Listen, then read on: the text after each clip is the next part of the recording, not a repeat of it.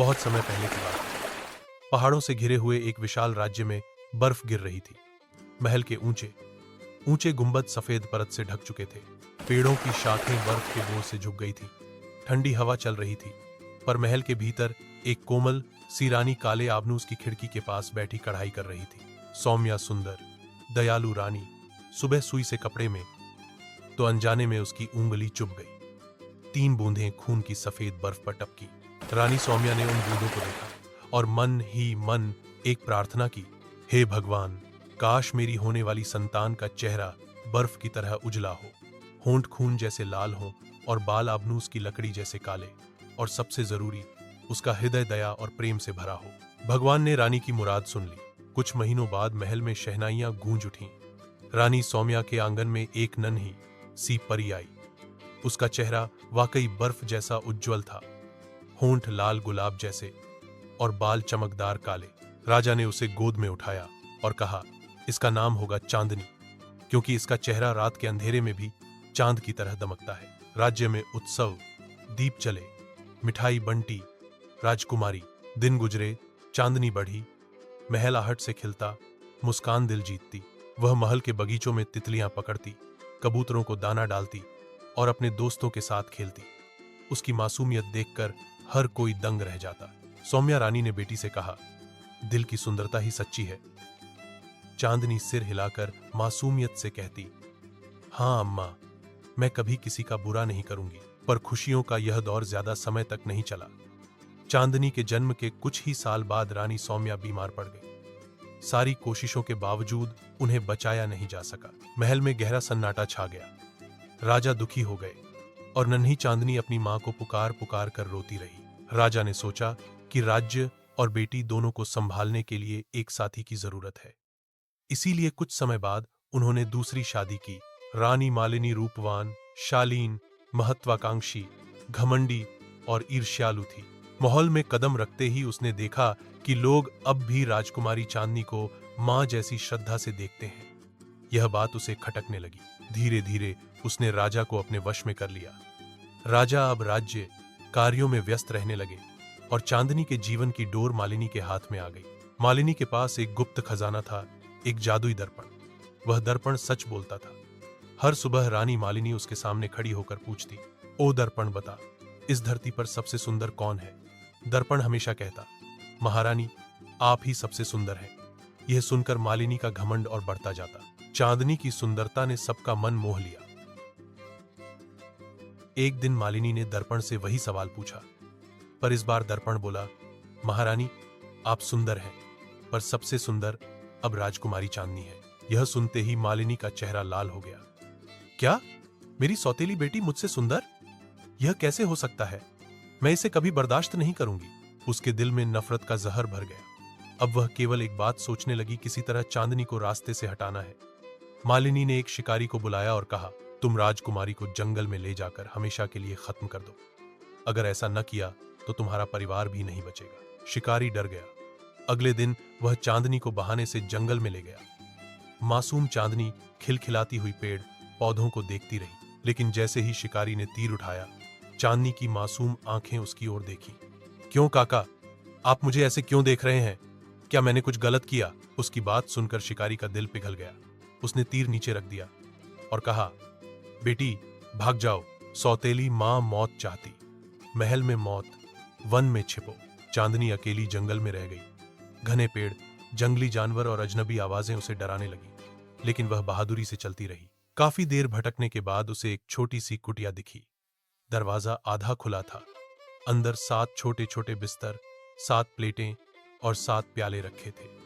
सब कुछ साफ सुथरा था, पर कोई दिखाई नहीं दे रहा था। थकी मांदी चांदनी ने सोचा, शायद यहां कोई अच्छे लोग रहते होंगे, मैं थोड़ी देर आराम कर लूं। वह सबसे छोटे बिस्तर पर लेटी और गहरी नींद में सो गई। जब चांदनी गहरी नींद में थी, तभी दरवाजा खुला।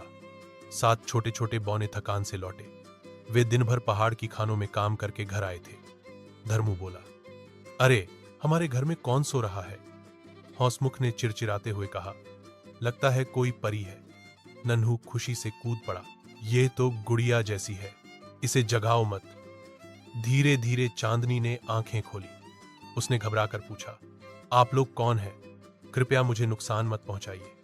धर्मू मुस्कुराया। डरो मत बेटी, हम 7 बौने हैं, पहाड़ों में काम करते हैं और यहीं रहते हैं। तुम कौन हो? चांदनी ने आंसू भरी आंखों से पूरी बात सुनाई, कैसे उसकी सौतेली माँ उसे मारना चाहती थी और कैसे शिकारी ने उसे बचाकर भेज दिया। बौने गुस्से से बोले, कैसी निर्दयी औरत है। बेटी, तुम चिंता मत करो, अब यह घर तुम्हारा है, हम सब तुम्हारे भाई हैं। अब चांदनी बौनों के साथ रहने लगी। सुबह वे काम पर जाते और वह घर संभालती, खाना पकाती, सफाई करती और गाना गुनगुनाती। धीरे धीरे कुटिया में हंसी खुशी आई। हंसमुख मजाक करता। एक दिन धर्मू ने गंभीर स्वर में कहा, बेटी, तुम्हें एक बात याद रखनी होगी। जंगल में कभी किसी अजनबी से बात मत करना, खासकर दरवाजा मत खोलना। तुम्हारी सौतेली मां जरूर कोई चाल चलेगी। चांदनी ने सिर झुकाकर वचन दिया। इधर महल में रानी मालिनी फिर से दर्पण के सामने खड़ी थी। ओ दर्पण, अब बता, सबसे सुंदर कौन है? दर्पण ने उत्तर दिया, रानी मालिनी, आप सुंदर हैं, पर सबसे सुंदर अब भी राजकुमारी चांदनी है।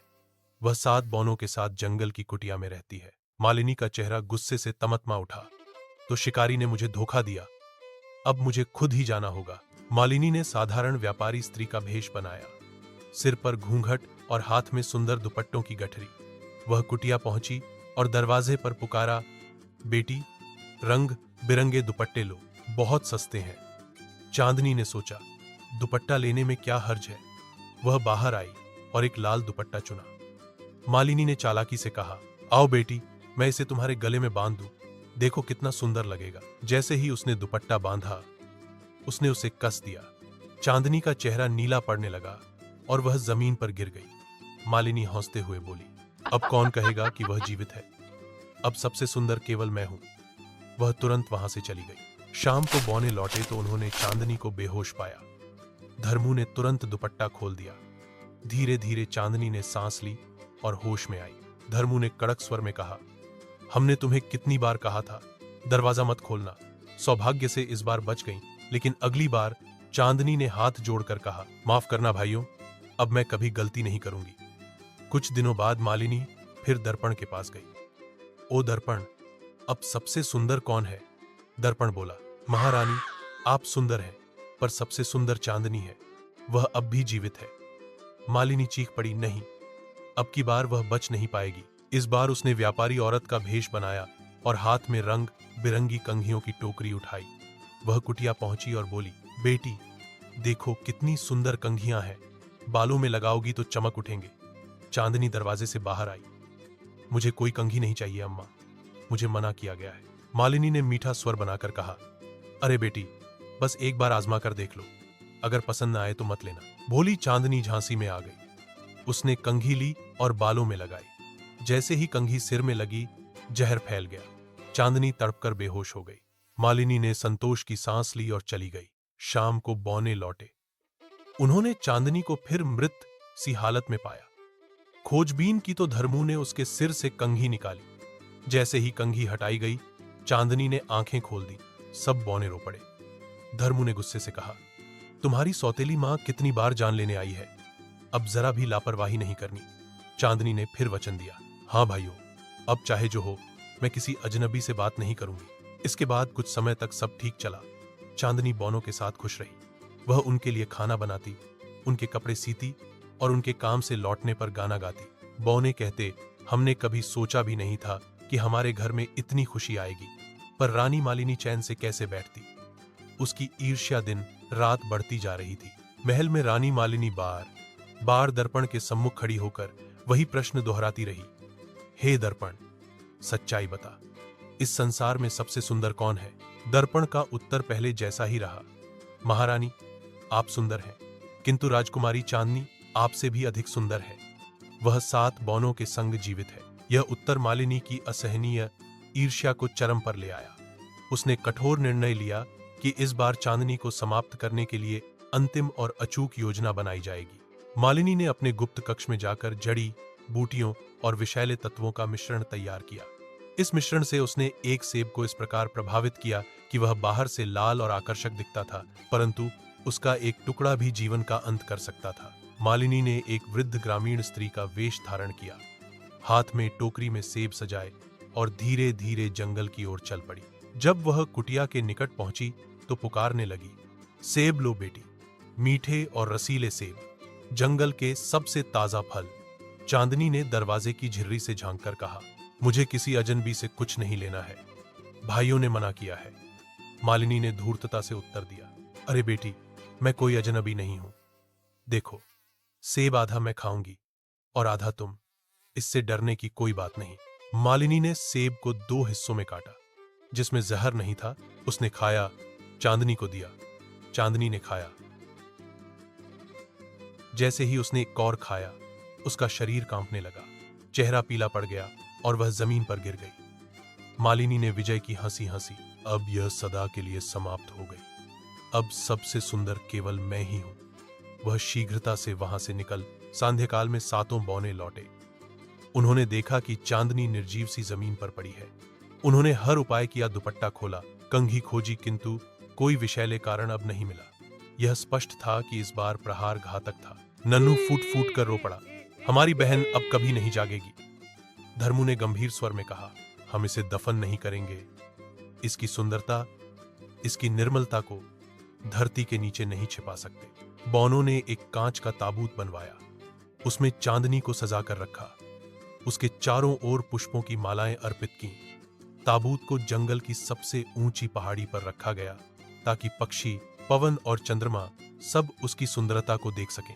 दिन बीतते गए, तू बदलती रही, किंतु चांदनी वैसे ही अमर सौंदर्य के साथ उस ताबूत में शांत पड़ी रही।